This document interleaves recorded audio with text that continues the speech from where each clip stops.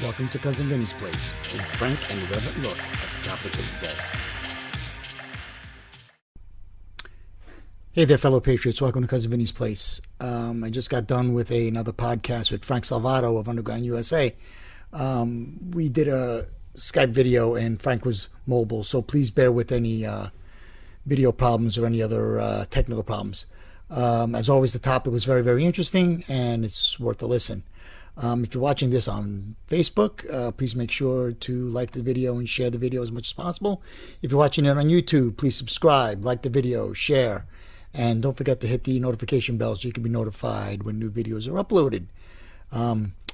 Without further ado, here's the podcast. Mr. Del Vecchio. Mr. Salvato, how are you, sir? You're at an undisclosed secret location, I see. I am. I'm in a bunker. I'm in the bunker with Dick Cheney. Yeah, okay. he's cooking the burgers over there, and I'm just the bunker Duck wall. Duck. Yeah. I'm not where in my usual location. I am out being mobile, but we thought we'd give this a shot. Yeah, let's see how this goes. Yeah. First thing that came to mind today is the uproar over the suspension of Judge Jeannine Pirro. I can't believe it.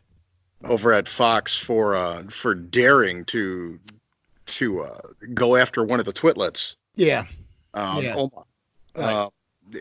This is an ongoing thing with Fox News, whereas before it used to be the bastion of the hallmark of conservatism on television. Right. Ever since Rupert Murdoch's kids were given the reins over there and elevated into senior management, not only has the website gone to shit, but they have gone incrementally to the left in a very obvious way. Yeah. They used to be able to talk about things openly. It was one of the only networks that actually wanted to talk about Islam. Right. Back in the day when I was doing the nonprofit that was trying to educate on Islamofascism, you could literally talk to the people over there. Hannity, O'Reilly to a lesser extent, Greta Van Susteren all day long. Even Shepard Smith would talk to you about get into a fact-based debate on Islam and the tenets of Islam.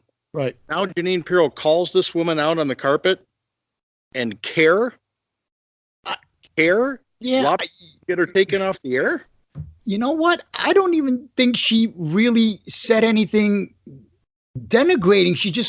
She raised a question.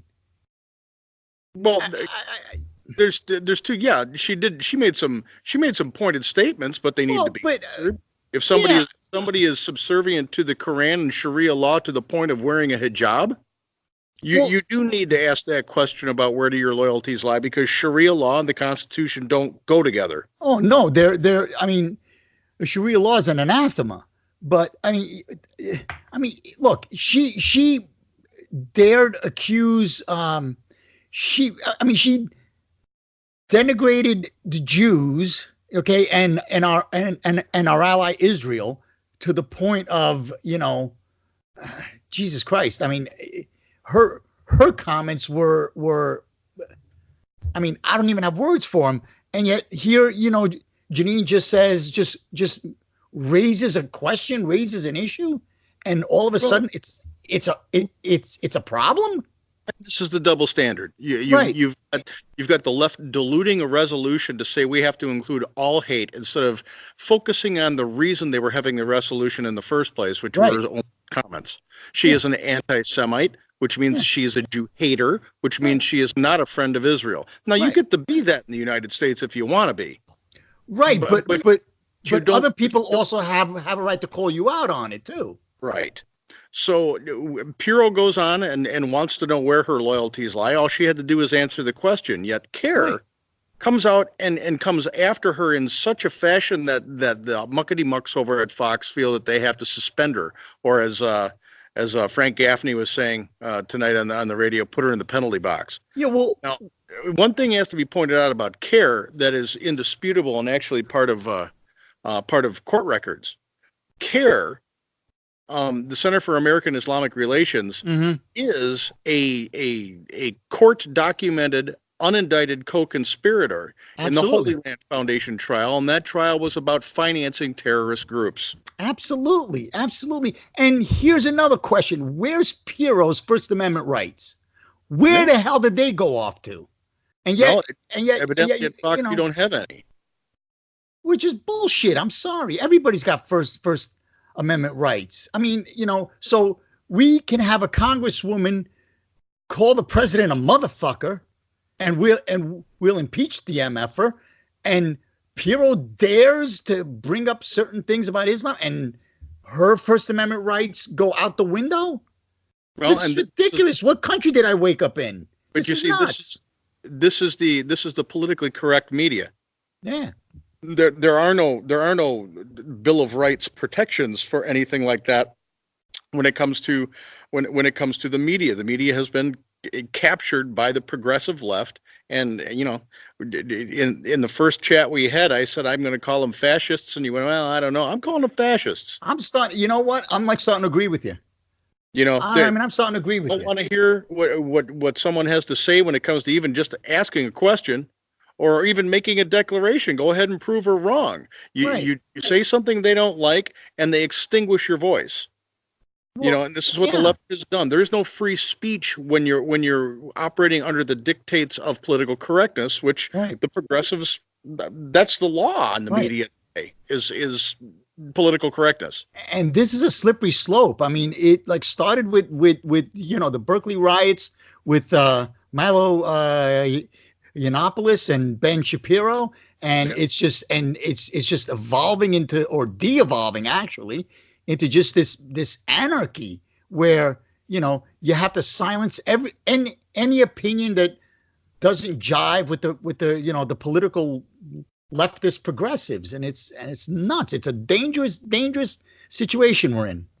Where we're getting to here, and now you have to look at how this group has done it, and they've done it very well. For a long time, Fox was the thorn in the progressive side because somebody with business acumen realized that half of the nation wasn't being served. Right. So he captured 50% of the viewing audience and became an advertising powerhouse. And in addition to becoming an informational powerhouse, it changed elections. It gave people hope. It brought George W. Bush to office twice, and it brought Donald Trump to office. Right. Well, but now they're starting to whittle away at that demographic, the demographic that it served, by putting on viewers or viewing options that suck. Right. I mean, in suspending Pirro, they hired Donna Brazile. That still baffles the crap out of me. Donna Brazile is the woman who stole the questions and gave them to Hillary Clinton before the debate. So she's got zero media credibility and zero ethic credibility. So why would you hire her? That's like, how many times have they hired that boob Beckel? How many times have they hired him? They fire him, they rehire him. They fire him, they rehire him. I mean, what the hell is going on at Fox? I don't get it. I just don't get it. How you could take somebody like Judge Jeannine and replace her with Donna Brazile? Are you kidding me? Well, this is how they do it, and this is what happens when you have a media apparatus that is caught in an echo chamber. The Fox are out of New York, and they don't get far out of New York. They get to L.A. That's about it. They're starting to get to Chicago every now and then. But their mentality is in this goldfish bowl where they believe because they've decided it's correct, they honestly believe it's correct. And they're not taking into account anything that anybody else is saying around the country. They're dictating. Our friend CJ likes to say all the time that we live in the Hunger Games. And the media and the political apparatus live in Capital City, and the rest of us live in District 12. And you know what? And that's one of the reasons why Trump won in 2016, because he went over the heads of the media and he spoke directly to the American people. He was able to use Twitter and all other social media to go straight to the people. He was able to bypass all the bullshit with the mainstream media and take it to the people in Wisconsin and Michigan and Pennsylvania, the forgotten men and women that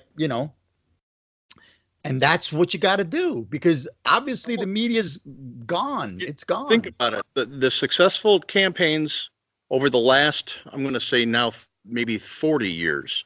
Right. Have always seen the person with longevity bypassing the media to a certain extent. Reagan did it to a certain extent. Right. He would talk to people. He would say, we're having a presidential address tonight. And it would be on all the channels. And he would talk directly to the American people, bypassing a lot of his opponents in Congress. Yeah. But talking directly to the American people. Bill Clinton did the same thing. Yeah. Bill Clinton talked to the American people. Listen, people in Congress. Listen, as much as I hated Clinton, he was a master at that. He was a master. The guy was a master politician. I may not have agreed with his ideology or his political philosophy, but I would probably have a beer with the guy just to say, "Man, you pulled it off." Oh yeah, probably. But and now we're talking about Trump. Obama did it to a great degree too, but he didn't have to work as hard at it, going around the people, because he had the media apparatus applauding every time he farted. Right. So he didn't have to use the social media as much as anybody else. But I agree. Like people like Clinton and Reagan and Trump, they had to go around the media. And now we're seeing a demise of one of the 50,000 watt flamethrower stations. I'm using a radio term there, but it's a big elephant in the room. Yep. Now that we're seeing the demise of Fox, you've got One American News, which is a decent news channel. It's still got growing pains to go through, but people are starting to gravitate towards it. And you've got online. Right. And I can't stress enough how important online presence are going to be in the next election cycle and every election cycle from now on.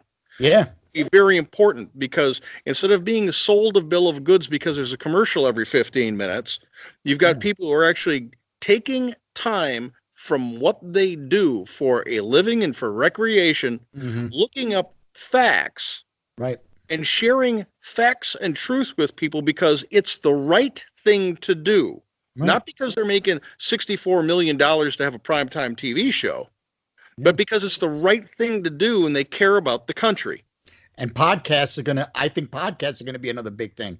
It's starting to explode a little bit over there. You're starting to see canned commercials come in the front and the back, and sometimes even in the middle. I'm guilty of it at ours. It helps me pay for the website, but they never interfere, and it never has anything to do with the content. Right.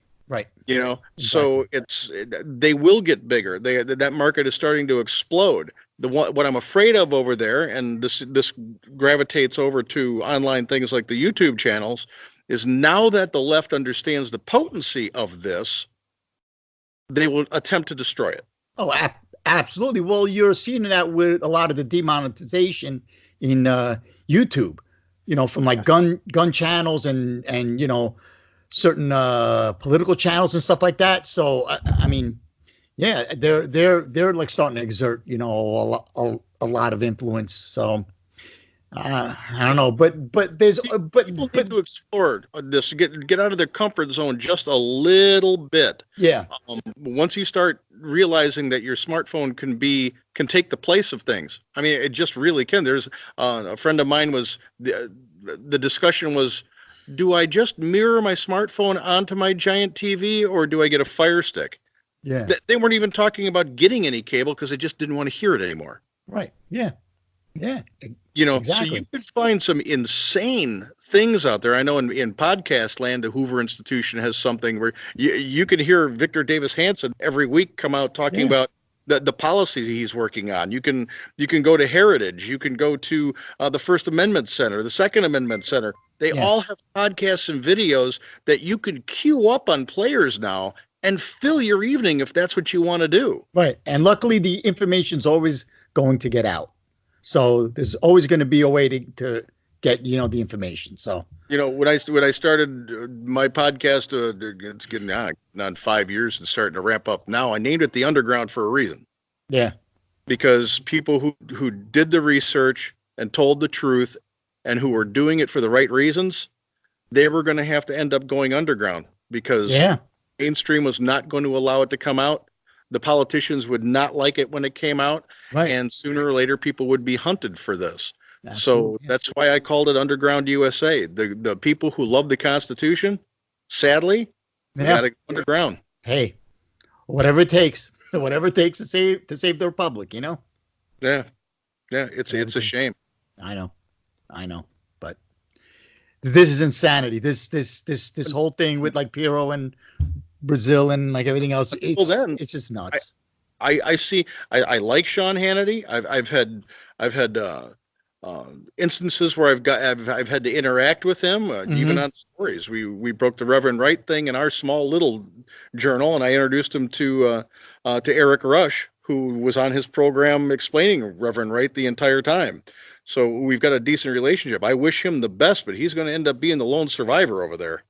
Yeah, I mean, and I hear Tucker Carlson might be gone, or there's he's like coming under fire for like something he said years ago, which they're going to hunt these people down. Yeah, with the gotcha bullshit that has gotten them where they are today, even as their own people do things that are 800 times worse, and demand people resign or be fired or be censured or move to 3 o'clock in the morning. Yeah, but yet the progressive left can physically damage property, assault people, call for assassinations of sitting presidents, and nothing happens. And meanwhile, somebody says a dirty word 6 years ago, or however many years ago, and all of a sudden you got to lose your job over it. I'm going to be in solidarity with Tucker Carlson right now. Hey, left, go fuck yourself. Right. I mean, it's look, this is what happens when you shut down mental institutions. You have the freaking patients running the asylum. This is what's going on. The crazies are out. The bats are loose in the belfry. Whatever metaphor you want to use. I mean, the bats are loose in the belfry. Yeah, it's crazy time. I like the bats in the belfry. The bats in the belfry. There you go. I do. I do. And before it gets too dark out here, I do want to do all hail AOC. All hail AOC. Yeah, because we got to get that in, because otherwise she gets bent. And evidently, that's another thing. She's another one. You criticize her and she gets bent out of shape. You're a public figure. You're a public figure. If you screw up, people are going to call you out on it. Deal with it. Your list. You make the AOC list, and that is not what you want to be on, mister. I don't give a shit. She'll come over and talk facts and reason. Do 3 hours, and your head will explode like scanners. Yeah, exactly. Just shut up. Yeah. So I know this is an abbreviated session. We'll try and do another one. Hopefully, I'll be back in an area where there's a little more light. I know you can see the whites of my eyes, but don't shoot. Well, I can see a certain reflection in your eyeglasses there, or your sunglasses, whatever. Right now, what I should do is go incognito. Not gonna be somebody. There you go. I'm the Black Silhouette. Welcome. Yeah, like Deep Throat. Yeah, exactly. That could be a superhero. I never thought of that. What a great conservative comic strip. Deep Throat? No, not Deep Throat. We already had one of those. The Black Silhouette. I'm the Black Silhouette. Black Silhouette. Yeah, nice. All right, I like that. I like that. and they couldn't call it racist either. That's right. They couldn't. Because of the Black Silhouette. If I was a white silhouette, that's not good. Well, but that would be a paradox. Well, it would be. You could tell them to stop being negative. Oh, pardon me. You gotta ridicule. You gotta ridicule. You gotta ridicule them. Well, it works for the left. They start making fun of people. Yeah. So it's just the way that goes. Okay, Mr. Del Vecchio, why don't you tell people where they can see you? It is Cousin Vinny's Place on YouTube. It is Cousin Vinny's Place on Facebook. If you need to send me an email, it's cousinvinnysplace@gmail.com. And where could they see you, my friend? Well, yeah, get a hold of you because they can't see you. So. Silhouette. The black silhouette. Where can they see the black silhouette? Black silhouette. The Underground USA. You can go to undergroundusa.com, or you can go to your favorite podcast app. We're on iHeart, iTunes, TuneIn, Google Play, Spreaker, Stitcher. You can be heard. We can do it on Himalaya. When you go there, please leave a favorable rating, favorite it, share it, and give us a review if you're over there. Or you can always access everything we do through undergroundusa.com. Absolutely. All right, sir. Thank you very much. We'll speak to you soon. Speak to you soon. All right. Thanks. Bye. Cool.